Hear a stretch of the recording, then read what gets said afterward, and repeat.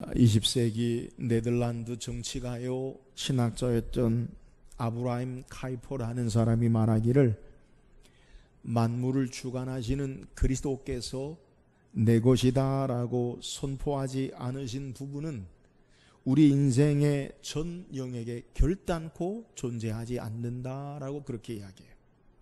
그리스도께서 우리의 모든 삶을 다스리시고 주관하시고 역사하시는데, 주님이 다스리고 통치하시지 못하는 삶의 인생의 부분이나 삶의 영역, 장소는 한 군데도 없다.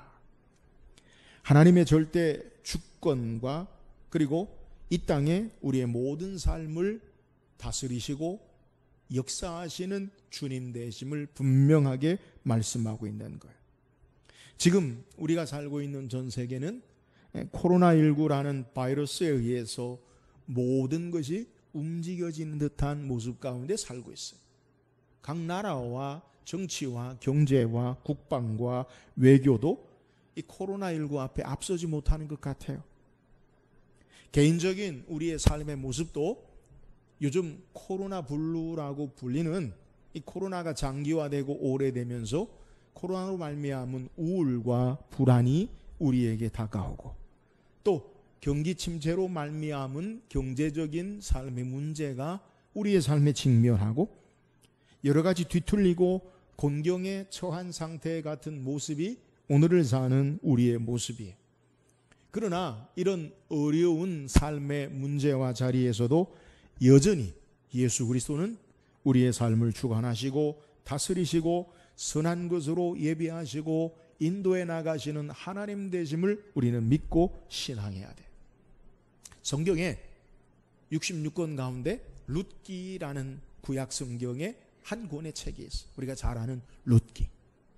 그 룻기에 등장하는 사람들 중에 하나님께서 직접 나타나셔서 말씀하셨다거나, 룻기에 나오는 성경의 인물들이 하나님 앞에 기도했다는 신앙적인 내용이 룻기에는 전혀 기록되어 있지 않아요. 룻기를 읽어보면 4장으로 이루어진 짧은 글인데, 1장에 누가 나오냐? 엘리멜렉과 나오미라는 사람이 베들레헴에 살았다라는 내용이 나오죠. 여호와는 나의 하나님이시다. 엘리멜렉, 나오미, 하나님의 기쁨, 이러한 이름을 가진 사람들이 말론과 기론이라는 두 아들과 함께 살다가 이 베들레헴에 기근이 들자 그들이 어떻게 행합니까? 기근으로 고향인 베들레헴을 떠나서 모압이라는 지방, 모압의 이방의 나라로 이주하죠. 그곳에서 두 아들이 이방 여인들과 결혼해요. 그러니까 전혀 신앙적이지 않아요. 하나님이 주신 약속의 땅, 가나안 땅을 떠나죠. 또 이방 여인과 결혼하죠. 두 아들이 전혀 신앙적이지 않아요. 그곳의 삶이 어떻게 됩니까? 남편인 엘리멜렉이 죽고 두 아들 말론과 기련이 죽게 돼요. 가정의 불행 가운데서도 신앙적인 모습이 전혀 나타나지 않아요. 그럼에도 불구하고 나오미의 며느리였던, 둘째 며느리였던 룻이 고향 땅에 엘리멜렉, 자기 베들레헴 땅을 함께 떠나게 되어지고, 그 룻을 통한 하나님의 사랑, 보아스를 통한 하나님의 자비와 사랑을 우리에게 소개하고, 결국 이 엘리멜렉의 가정에 룻을 통해서, 보아스를 통해서 다윗의 할아버지인 오벳을 낳게 하는 하나님의 놀라운 구원의 역사가 성경에 소개해요. 룻기라는 성경의 내용에 하나님이 등장하시지 않지만 하나님의 자비, 헤세드의 사랑이 분명하게 드러나요. 하나님의 이름을 부르지 않지만 하나님의 선하신 역사와 인도하심과 그들을 구속하는 구원이 성경에 나타나요. 하나님이 우리의 눈에 보이지 않지만 하나님은 여전히 일하시고 하나님의 선한 계획 가운데 함께 하신다라는 것을 성경이 우리에게 증거하는 거예요. 오늘 우리가 살펴볼 함께 읽은 본문의 내용, 출애굽기 2장 1절에서 10절 우리가 함께 읽었는데, 오늘 본문에 우리가 함께 읽은 내용에 하나님의 이름이 전혀 나오지 않아요. 그러나 하나님의 일하심, 하나님의 역사를 소개해요. 말씀을 통해서, 한 가정을 통해, 모세의 출생을 통해 이스라엘을 구원하시는 하나님의 놀라운 계획 가운데 일하시는 하나님의 역사가 무엇인지 오늘 말씀을 좀 살피기를 원해요. 오늘 함께 읽은 본문의 내용을 자세히 살피면 모세의 출생과 그가 어떻게 모세라는 이름을 갖게 되어지고 어린 유년 시절을 자랐는지에 대해서 성경이 우리에게 소개해요. 이스라엘 백성이 애굽에서 고난당하는 때에 레위 가문의 한 사람이 레위 가문의 여자에게 장가들어서 한 아들을 낳은 것을 오늘 성경이 소개해요. 그가 누구예요? 우리가 아는 10절에 소개하는 모세예요. 본문에는 레위 가문의 한 남자가 레위 가문의 한 여자에게 장가들었다라고 소개하고 그가 낳은 아들이 모세다라고 소개하는데 부모의 이름은 기록하지 않아요. 여기서 우리가 성경 퀴즈 한번 할까요? 모세의 부모의 이름이 무엇일까요? 어려워요. 제가 알기는 이거는 신학대학원 성경시험에 나올 만한 문제. 여러분, 모세의 아버지, 모세의 어머니 이름이 뭐냐? 오늘 출애굽기 2장에는 기록하고 있지 않지만 출애굽기 6장에서 민수기 26장에서 이 아버지와 어머니의 이름이 나와요. 민수기 26장 59절에 보니까 아므람의 처의 이름은 요게벳이니 레위의 딸이요 애굽에서 레위에게서 난 자라. 그가 아므람에게서 아론과 모세와 그의 누이 미리암을 낳았고. 자, 누가? 아므람이 요게벳 여자를 통해 아론과 미리암과 모세를 낳았다. 그러면 모세의 아버지 이름이 뭐예요? 아므람. 모세의 어머니 이름 뭐예요? 요게벳이에요. 아므람과 요게벳이 오늘 성경에 아들을 낳았어요. 일반적으로 아이를 낳은 것은 기쁨과 감사와 축하의 일인데 이 모세가 태어난 시기는 기쁨과 축하와 즐거움의 시간이 아니에요. 우린 지난주에 출애굽기 1장에 십브라와 부하의 신앙에 대해서 말씀을 묵상해 봤어요. 근데 십브라와 부하가 어떤 일을 행했느냐? 애굽의 바로 왕이 히브리 산파인 십브라 부하에게 명령하기를 히브리 여인들이 남자아이를 낳거든 죽이라. 근데 그 일이 바로의 계획대로 되어지지 않자 출애굽기 1장 22절에 뭐라고 소개하냐면 그러므로 바로가 그의 모든 백성에게 명령하여 이르되 아들이 태어나거든 너희는 그를 나일강에 던지고 딸이거든 살려두라. 지금 모세가 태어나는 출애굽기 2장의 시기가 어떤 시기냐? 이제 모든 애굽의 백성에게 바로가 명령하기를 히브리인들이 아이를 낳을 때 남자이든 나일강에 던지고 여자아이든 살려두라. 지금 모세가 태어난 시기가 어떤 시기냐? 남자아이로 나일강에 던져야 하는 죽임을 당하는 그러한 시기에 태어난 어려운 상황 속에 모세가 탄생한 거예요. 오늘 아므람과 요게벳은 아들을 낳아서 바로 탯줄을 끊고 강에 던지는 것이 아니라 어떻게 합니까? 석 달 동안 숨기다가 한 100일 정도 되겠죠. 더 숨길 수 없으므로 그를 갈대 상자를 가져다가 갈대 상자에다가 역청과 진흙을 발아 물이 들어가지 않도록 그리고 나일강의 갈대 사이에 모세를 이 아이를 놓고 뛰어보내죠. 이때 바로의 딸이 공주가 목욕하러 나일강에 내려왔다가 갈대 사이에 상자를 발견하고 그 아이를 봐요. 그리고 그 아이가 히브리 남자아이인 것을 발견하고 불쌍히 여겼어. 이 하인들, 시녀를 데려다가 종들을 데려다가 데려오라라고 할 때에 마침 그것을 보고 있던 갈대 상자를 주목하고 있던 모세의 누이였던 미리암이 공주에게 나아가서 히브리 젖먹이는 유모를 데려다가 이 아이를 기르리까라고 하니까 허락해서 그 아이를 이제 어머니인 요게벳이 젖을 먹여 키우다가 어느 정도 자란 다음에 바로의 공주가 그를 데려다가 자기 아들을 삼고 그 이름을 모세라라고 하는 것이 오늘 성경의 내용이에요. 자, 본문에 우리가 2장 1절에서 10절까지의 내용, 우리가 읽은 말씀의 내용을 살피면 하나님의 이름이 나옵니까? 하나님의 이름이 직접 등장하지 않아요. 등장의 인물인 모세의 어머니와 미리암, 바로의 공주 누구에게서 직접적으로 하나님을 향한 신앙의 모습, 그것을 우리가 분명하게 선명하게 성경이 우리에게 기록하고 있지 않아요. 그러나 이런 모세의 출생의 모습 가운데서 하나님이 일하시고 하나님이 역사하시고 하나님이 구원하심을 증거하는 거예요. 오늘 모세의 출생 가운데 하나님의 일하심과 역사하심이 무엇인지 오늘 말씀을 구체적으로 살피길 원해요. 그렇다면 모세의 출생 가운데 일하시는 하나님의 역사가 어떻게 우리에게 증거됩니까? 자, 오늘 본문 2절 다시 한번 읽어봅시다. 오늘 본문 말씀 2절입니다. 시작. 그 여자가 임신하여 아들을 낳으니 그가 잘생긴 것을 보고 석 달 동안 그를 숨겼으나. 자, 아므람과 요게벳, 모세의 아버지와 어머니가 결혼해서 아들을 낳았어요. 물론 이 가정에는 모세의 형인 아론이 있고요, 그의 누이인 미리암이 있었어요.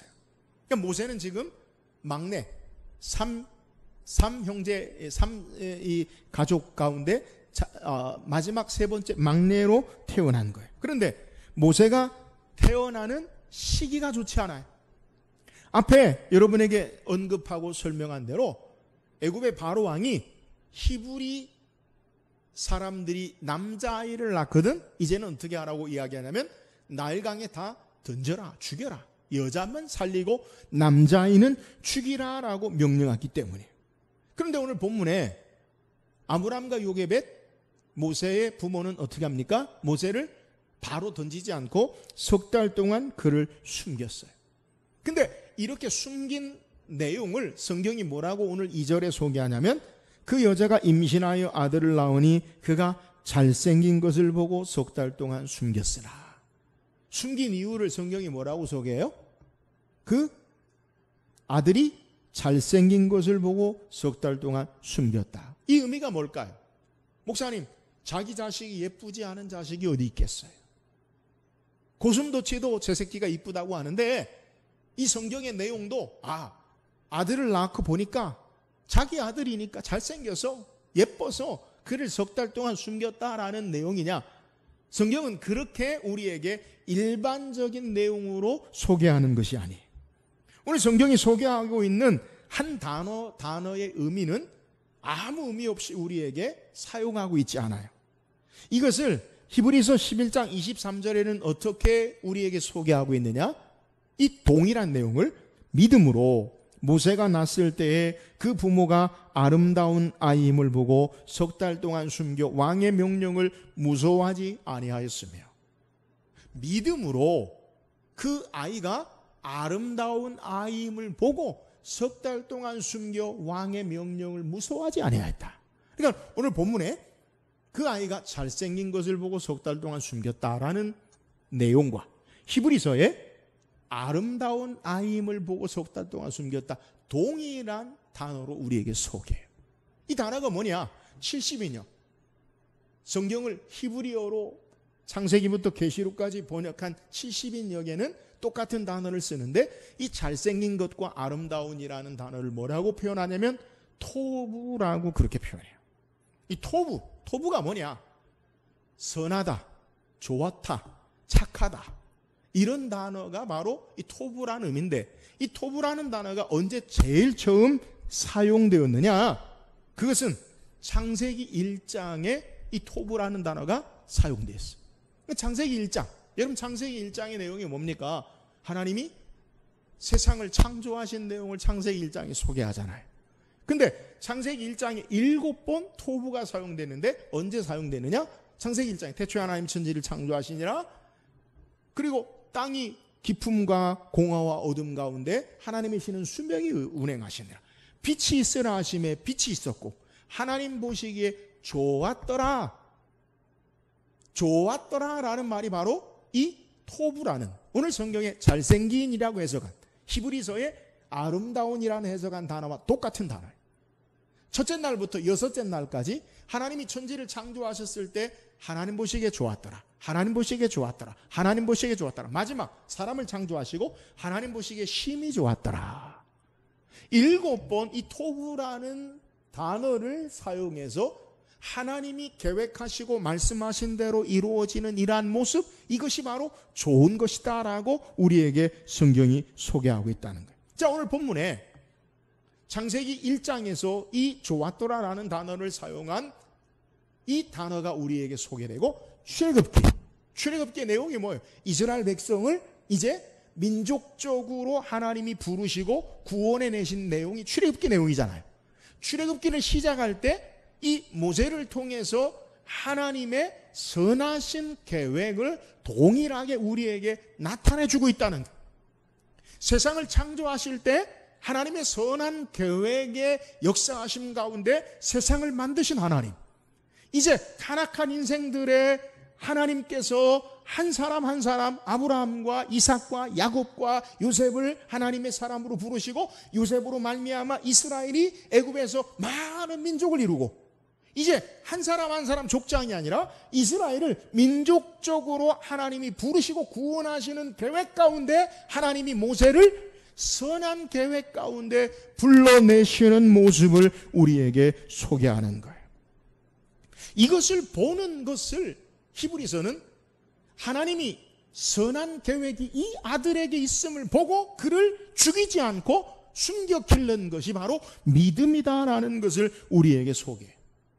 모세의 부모가 아므람과 요게벳이 모세가 앞으로 어떤 일을 행할지 구체적으로 알지 못할 거예요.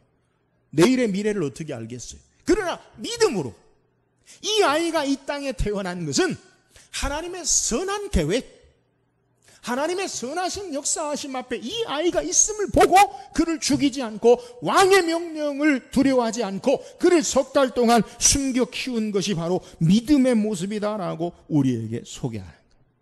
유대 전승, 이 전승은 성경은 아니에요. 유대 전승에 따르면 오늘 성경의 본문에 모세의 이름이 10절에 등장하죠. 근데 모세의 이름이 어떻게 모세라고 지어졌어요? 바로의 공주가 물에서 건져내었음이라 해서 모세라고 불렀다는 거예요. 그러면 그 전에 모세의 이름이 뭘까요? 유대 전승에 의하면 모세가 적어도 모세 어머니 요게벳의 유모에 의해서 젖을 먹일 때 2년이나 3년, 2살이나 3살 동안 3년 동안 젖을 먹고 이제 어느 정도 커서 바로의 공주에게 데리고 가서 바로의 공주가 자기 아들로 삼으면서 모세를 삼았다라는 게 10절의 내용이잖아요. 그러면 바로의 공주가 모세라는 물에서 건져냈다라고 이름하기 전에 모세 이름이 무엇일까? 이건 정경은 아니에요. 성경은 아니에요. 그런데 히브리 유대 전승에 따르면 그 전에 모세의 부모가 부른 이름이 있다. 그게 뭐냐? 토비아다. 이렇게 이야기해요. 제가 좋았더라, 또 잘생긴, 아름다운, 히브리어로 좋다라는 단어가 창세기 1장에 토부라고 했어요. 그러니까 좋았더라라는 이름을 붙여서 토비아라고 그렇게 불렀다라고 우리에게 소개하는 거예요. 오늘 성경은 우리에게 하나님께서 천지를 창조하신 것처럼 출애굽기의 시작을 고난당하는 이스라엘을 새롭게 하나님의 선한 뜻을 따라 창조하시고 일하시는 것처럼 모세를 통해서 우리에게 소개하고 있다라는 사실을 증거하는 거예요. 사랑하는 여러분, 오늘 우리의 현실 가운데 하나님께서 어떻게 일하시고 역사하십니까? 신학적으로 하나님의 일하심을 연속성과 점진성을 가진다라고 그렇게 이야기해요. 그러니까 창세기에 하나님 세상을 창조하실 때 하나님의 일하심이 우리에게 어떻게 계속 나타나느냐? 하나님의 일하심은 연속적이다. 연속해서 계속 일어난다. 또 점진성으로 점점 더 확대되어진다. 여러분, 하나님의 일하심이 우리에게 어떻게 나타나느냐? 하나님의 창세기 1장의 창조의 역사와 출애굽기 1장 2장의 이스라엘의 민족을 하나님이 새롭게 이끌어내시는 창조의 모습과 동일한 것으로 성경이 우리에게 예표하고 보여주고 있다는 거예요. 그런데 그 하나님의 일하심이 뭐냐? 창세기에 하나님이 세상을 창조할 때 선한 것으로 좋은 것으로 창조하셨듯이 출애굽기에 이스라엘 민족을 민족적으로 하나님이 구원해 내시고 그들을 새롭게 불러내실 때 하나님은 그의 백성을 선한 계획과 뜻 가운데 일하심을 우리에게 증거하고 있다는 거예요. 모세를 통해 이스라엘을 하나님의 백성 삼으시고 구원해 내시는 계획이 하나님의 선한 뜻 가운데 있어짐을 우리에게 소개하고, 그래서 모세가 오늘 성경에 잘생긴 아름다운 아이, 그게 뭐냐? 하나님의 선한 계획을 바라보고 그 아이를 죽이지 않고 살린 것을 우리에게 소개하는 거예요. 사랑하는 여러분, 오늘 우리의 삶 가운데 하나님은 하나님의 선한 계획 가운데 우리의 삶을 이끌어 나가심을 믿으시기를 주의 이름으로 축원합니다. 믿음이 뭡니까? 믿음의 사람들은 세상의 절망 가운데 하나님께로 희망을 보는 사람들이, 믿음의 사람들은 세상의 악함 가운데 하나님의 선하심을 바라보는 자들이에요. 이게 바로 모세를 통해 하나님의 아름다운 아이, 하나님의 계획을 바라보는 거예요. 오늘 여러분 기억하세요. 우리가 어떻게 이 땅을 살아가야 하느냐? 절망 가운데 하나님께 희망을 바라보는 자들이 되기를 주의 이름으로 축원합니다. 세상의 악함 가운데 하나님의 선하심을 바라볼 수 있기를 주의 이름으로 축원합니다. 세상의 혼란함과 불확실성 가운데 그럼에도 불구하고 하나님은 여전히 선하신 하나님의 역사 가운데 일하심을 확증하며 신앙하는 저와 여러분 되기를 주의 이름으로 축원합니다. 또한 하나님이 어떻게 모세의 출생을 통해 일하십니까? 오늘 3절 보세요. 3절 시작.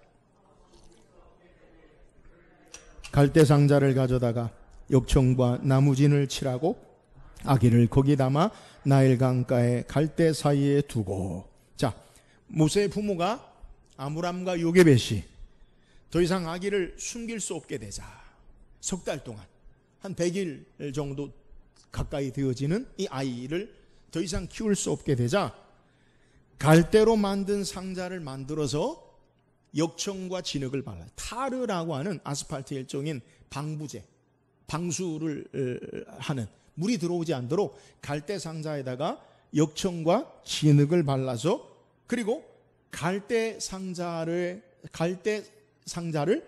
나일강의 갈대 사이에 두는 것을 성경이 소개해요. 우리가 약 한 3년 전에 복음성가 가운데 요게벳의 노래라는 것이 아주 많이 불려졌어요. 우리 유치부 아이들이 성탄절에 재작년에도 요게벳의 노래를 유치부에서 불렀어요. 근데 그 요게벳의 노래를 들을 때에 드라마틱한 자막이 나오는데 아기가 담겨있는 갈대 상자가 나일강에 막 흘러가고, 그리고 막 물고기들, 악어들도 있는데 막 흘러가는 그러한 모습을 우리가 봤어요. 근데 오늘 우리가 읽은 성경의 내용은 약간의 차이가 있죠. 갈대 상자를 어디에 뒀어요? 갈대 사이에 두었어요. 물론 물결에 의해서 그것이 어떻게 될지 알지 못해요. 오늘 본문에 주목할 것은 뭐냐면 갈대 상자라고 우리에게 소개하고 있는 단어예요. 오늘 갈대 상자, 이 상자라는 단어를 히브리어로 테베라고 말하는데, 이 상자라고 부르는 테베라는 단어가 어디에 쓰였느냐? 이 단어의 의미를 보면 방주, 바구니, 궤라는 의미로 사용돼요. 어떤 단어로 상자라는 의미가 쓰여지느냐? 방주. 그 가운데 방주라는 단어가 가장 많이 사용했어요. 그러니까 이 갈대 상자와 히브리어로 방주라는 단어가 동일한 단어의 의미로 우리에게 연결해 준다는 거예요. 둘의 공통점이 있어요. 상자와 그리고 방주. 여러분, 방주가 뭡니까? 한문으로 방주는 모방의 배주를 써서 말 그대로 해석하면 우리말로 네모난 배. 그러니까 우리 방주 생각하면 배를 떠올리죠. 근데 제가 이 노아에 대해서 여러분에게 말씀을 드릴 때 방주는 배가 아니다라고 말씀을 드렸어요. 여러분, 방주, 배. 방주는요, 배가 아니에요. 배가 되려면 두 가지 기능이 있어야 돼요. 첫 번째는 동력, 힘을 가지고 있어야 돼요.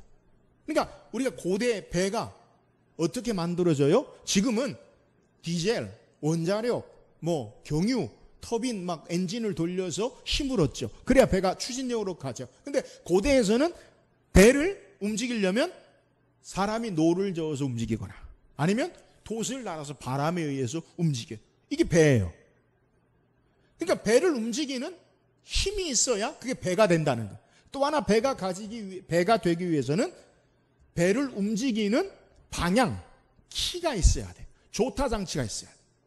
그러니까 사람이 노를 움직여서 노로 방향을 정하거나 아니면 돛에 의해서 키를 움직여서 방향을 정하거나. 그러니까 지금 이야기하면 운전대가 있어야 배가 움직여요. 그러니까 배가 어느 방향으로 어떤 곳으로 가는 것은 방향을 결정한, 그게 배가 된다는. 그러니까 두 가지. 배가 되려면 동력이 있어야 되고 조타 장치가 있어야 돼. 근데 노아의 방주는 동력이 있어요? 없어요. 키, 움직이는 조타 장치가 있어요? 없어요. 바람 부는 대로 물결 치는 대로. 겉으로 보기는 바람 부는 대로 물결 치는 데지만 하나님께서 그 배를 움직이시고 하나님께서 원하시는 방향으로 하나님 인도하시는 것이 바로 노아의 방주예요. 여러분, 오늘 본문에 갈대 상자의 누인 모세, 이 상자의 의미도 바로 똑같은 의미라는 거예요. 여러분, 갈대 상자에 놓인 이 모세, 운명이 어떻게 돼요? 어디로 갈지 알아요? 자기 마음대로 어린 모세가 자기 힘으로 움직여서 자기 가는 곳을 정할 수 있나요? 헤엄치나요? 여러분, 그러지 않는다는 거예요. 여러분, 노아의 방주에 키가 없고 노아의 방주에 동력이 없는 이유가 뭐예요? 세상을 절망 가운데 물로 심판하신 하나님, 새 시대에 구원받은 하나님의 백성들은 자기 힘으로 사는 자들이 아니라 하나님의 능력으로 사는 자들이요, 자기 마음과 뜻대로 방향을 정하고 사는 자들이 아니라 하나님의 인도하심과 하나님의 뜻을 따라 사는 자들이다라는 것을 우리에게 보여준다는 거예요. 바람과 물결을 따라 철저하게 하나님의 인도하심, 하나님의 이끄심을 따라 사는 것이 노아의 방주의 의미요, 오늘 본문에 갈대 상자에 모세가 담겨있는 상자의 의미도 동일한 것을 우리에게 성경이 소개해요. 어느 방향으로 조류로 따라가는지 알 수가 없어요. 갈대 상자에 누인 어린 아기의 모세 운명은 아무도 예측할 수 없다는 거예요. 다만 상자에 아이를 놓은 것, 이것이 모세의 부모가 한 일이에요. 어떤 사람들은 이 본문의 내용을 어떻게 해석하냐면, 모세의 부모가 바로의 공주가 목욕하는 장소에다가 갈대사이 상자 아이를 놓아둬서 바로의 공주가 그를 발견해서 건지도록 그렇게 의도적으로 만들었다, 그렇게 이야기하는 분도 있어요. 여러분, 그냥 생각해 보세요. 우리는 앞서 출애굽기 1장 22절에 바로가 명령하기를 히브리 남자이거든 물에 던져버리라.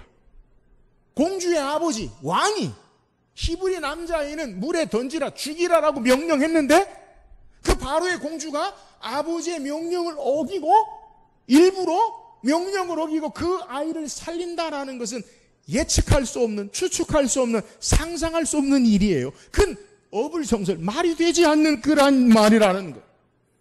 오늘 갈대 상자의 운명, 방주와 마찬가지로 철저하게 인간의 어떤 의도나 계획과 능력의 손에 의하지 않아요. 바람 부는 대로 물결 치는 대로 보이지만 하나님의 역사하심과 보호하심과 인도하심을 따라 그의 운명이 결정돼요. 하나님이 나일강의 물결로부터, 짐승으로부터 그 상자를 보호하시고 하나님이 갈대 상자의 방향을 정하셔서 물결에 따라 움직이지 아니하고 물결에 따라 역사되지 아니하고 하나님이 정하신 바로의 공주가 그것을 발견하는 그 장소에까지 간섭하시는 것을 우리에게 소개해요. 모세가 움직인 게 아니에요. 그의 부모가 움직인 게 아니에요.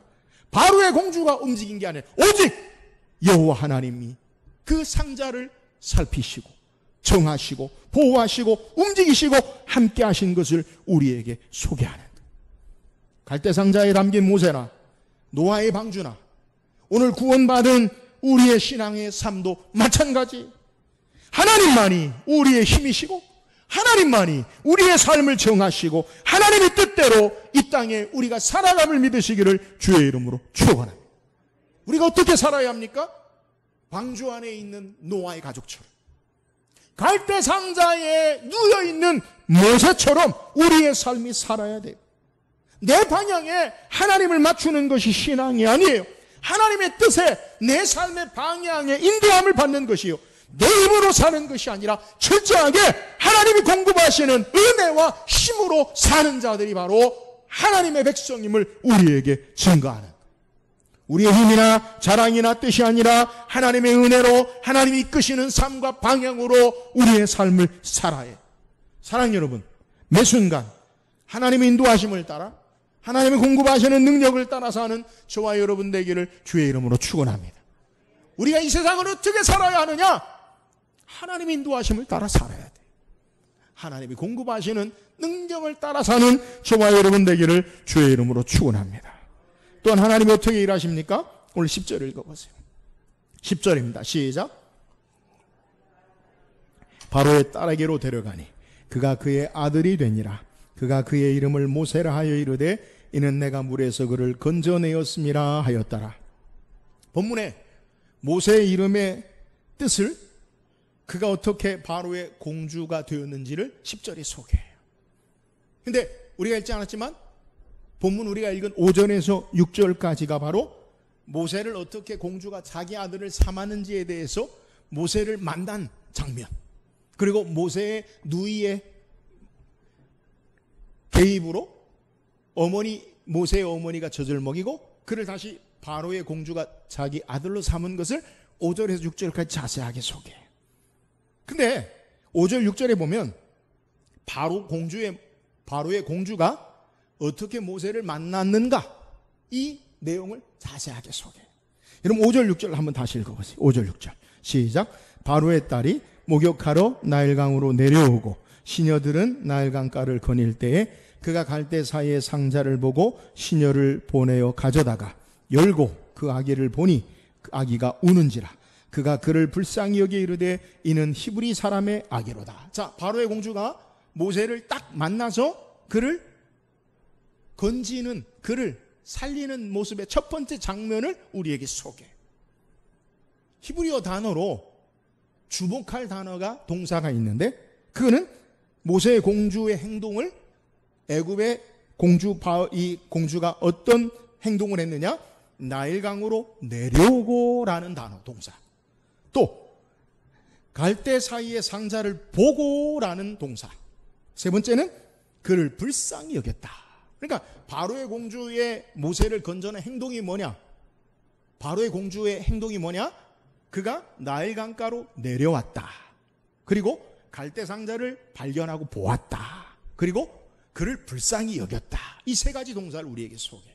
근데 이 세 가지 동사가 출애굽기 3장에 하나님께서 모세를 부르셔서 이스라엘을 어떻게 구원하시는지에 대해서 말씀하시는 내용의 동사와 동일하게 우리에게 나타나요. 그러니까 지금 바로의 공주가 모세를 나일강가에서 발견한 것, 그가 나일강에 내려가서 그 아기 상자 담겨 있는 것을 보았고 그를 불쌍히 여기서 그를 건져냈잖아요. 근데 출애굽기 3장에 하나님께서 모세를 부르실 때 너를 통해 하나님이 이스라엘을 어떻게 구원하시느냐라는 내용의 이 동사가 사용돼요. 출애굽기 3장 7절 8절에 보면 여호와께서 이르시되 내가 애굽에 있는 내 백성의 고통을 분명히 보고 그들의 감독자로 말미암아 부르짖음을 듣고 그 근심을 알고 내가 내려가서 그들을 애굽인의 손에서 건져내고 그들을 그 땅에서 인도하여 아름답고 광대한 땅, 젖과 꿀이 흐르는 땅, 곧 가나안 족속, 헷 족속, 아모리 족속, 브리스 족속, 히위 족속, 여부스 족속의 지방에 데려가려 하노라. 자, 순서로는 똑같지 않지만 출애굽기 2장의 바로의 공주의 행동, 모세의 갈대 상자를 애굽 강으로 내려가서 그를 갈대 상자를 발견해서 보고 불쌍히 여겼다라는 내용이 출애굽기 3장에 하나님이 이스라엘을 구원하시는 그 단어의 동사와 동일하게 우리에게 소개해요. 내가 내려가서 그들의 근심과 우고를 알고 내가 그들을 구원하려 함이라고 하나님이 말씀하고 계신다는 거예요. 지금 모세를 갈대 상자에 건져낸 모습이나 애굽에 사는 이스라엘 백성의 운명이 동일한 것을 성경이 우리에게 보여주는 거예요. 나일강에 떠있는 갈대 상자는 바로의 압제 가운데 있는 이스라엘의 모습을 우리에게 보여주고 바로의 공주가 나일강에 내려가서 보고 불쌍히 여기고 건져내는 것처럼 하나님께서 모세를 통해 이스라엘 백성을 불쌍히 여기시고 그들을 보시고 그들에게 내려가서 구원해 내신다라는 것을 우리에게 매치하고 조합하고 동일하게 우리에게 말하고 있는 거예요. 하나님께서 바로의 공주의 마음에 불쌍히 여기는 마음을 주고 건져서 살리신과 같이 하나님은 이스라엘을 불쌍히 여기시고 건지시고 살리시고 구원하신 하나님을 예표하고 있는 거예요. 제가 여러분에게 하나님의 일하심은 신학적으로 연속성과 점진성이 있다. 모세를 건져내시는 모습, 하나님이 보이지 않지만 하나님의 역사로 행하시는 것처럼 이제 장차 이스라엘을 애굽의 압제와 고통과 위험 가운데 건지시고 구원해내시는 하나님을 우리에게 보여주고 예표하는 것. 하나님은 전능하신 역사하심 가운데 강물의 위협으로부터 모세를 지키시고 불쌍히 여기사 구원하시는 것처럼 이스라엘, 애굽에서 종로로 타는 이스라엘을 불쌍히 여기시고 그를 지키시고 그들을 보호하시고 구원해내시는 하나님 되심을 우리에게 증거하는 것. 하나님의 선하신 구원의 역사를 우리에게 예표해요. 또한 하나님의 놀라우신 섭리와 역사로 인도해 나가심을 우리에게 증거해요. 본문에서 아기를 나일강 갈대 사이에 상자를 놓았을 때 그때 바로의 공주가 목욕하러 내려와요. 여러분, 왜 그때 바로의 공주가 목욕하러 내려와야 돼요? 모세를 갈대 사이 상자를 나일강가에 놓았을 때 그때 바로의 공주가 목욕하라. 그리고 그 자리에 바로의 공주가 목욕하러 내려와요. 또한 그 상자를 보고 성경에 히브리 남자임을 알아요. 여러분, 히브리 남자면 어떻게 돼요? 강가에 버리거나 죽임으로 그냥 내버려 둬야죠. 근데 그때 그 아이를 보고 불쌍히 여기는 마음을 바로의 공주의 마음속에 생기게 되는 거예요. 그때 미리암, 모세의 누이가 그것을 바라보고 가다가 바로의 공주에게 달려가서 이야기해요. 내가 히브리 유모를 데려다가 이 아이로 젖을 먹이게 하리이까? 여러분, 공주 앞에 히브리 어린 소녀, 성경학자들은 10살에서 15살 정도 됐다라고 추측을 해요. 그 아이가 와서 공주에게 이야기하는 것이 가능합니까? 공주 앞에 막 누가 나가서 얘기한다고 그 얘기가 돼요? 근데 그 아이가 얘기하는 것을 허락하고 또 히브리 유모에게 젖을 먹이게 하리까? 라고 하니까 그 바로의 공주가 허락하는 것. 여러분, 이게 우연히 되어지는 일입니까? 왜 그때 그 시간에 그 상황에 이런 일이 벌어지느냐? 하나님께서 배후에서 일하시고 역사하시고 하나님만이 함께 하시고 역사하심 우리에게 보여줘요. 여러분, 히브리 남자아이는 모두 다 죽임을 당하는 상황 가운데 모세는 바로의 공주의 아들로 애굽의 궁전에서 모든 학문과 교육을 받고 거기에서 안전하게 자라요. 위험과 죽임당하는 천대를 받고 그리고 고통당하는 삶의 자리가 아니라 바로의 궁궐에서 그는 왕자로 온전한 학문을 배우고 자랄 수 있는 것. 이것이 우연입니까? 아니에요. 이 모든 것이 거저 되어지는 것이 아니라 하나님이 하신 것이에요. 하나님이 준비하신 것임을 우리에게 증거하는 것. 여러분, 신앙인의 삶에, 구원받은 하나님의 자녀의 삶에 우연은 없어요. 제가 맨 처음에 여러분에게 소개할 때 뭐라고 소개하느냐? 화란의 신학자요 정치가이던 아브라함 카이퍼는 말하기를 그리스도께서, 만물의 주관자인 그리스도께서 우리 인생의 영역에 모든 것에 다스리지 않는 내 것이다라고 하나님이, 주님이 다스리고 역사하지 않는 부분은 한 분도 없다. 한 부분도 없다. 모든 것이 하나님의 역사다라고 여러분에게 말씀을 드렸어요. 여러분, 하나님께서 이 모든 상황을 주장하시고 인도하시고 역사하시고 예비하신 것임을 우리에게 소개하는 것. 그런데 이 하나님의 역사를 우리가 어떻게 깨달을 수 있느냐? 윌리엄 템플 목사님 말하기를 우리가 기도하면 우연한 일을 많이 경험한다. 이 말이 뭐예요? 기도하면 하나님이 일하시고 역사하심을 우리가 깨닫고 알게 된다는 것. 반대로 기도하지 않으면 하나님이 아무리 일하시고 역사하셔도 그 사실을 우리가 깨닫지 못한다는 거예요. 사랑하는 여러분, 하나님이 우리 안에 일하시고 예비하시고 역사하시고 가장 선한 때에 준비하시고 함께 하심을 믿으시기를 주의 이름으로 축원합니다. 기도할 때 그 하나님의 역사를 깨달을 수 있어요. 기도할 때 그 하나님의 일하심을 볼 수 있어요. 기도하면 모든 것이 하나님의 역사요. 기도하지 않으면 아무 일도 일어나지 않는 것.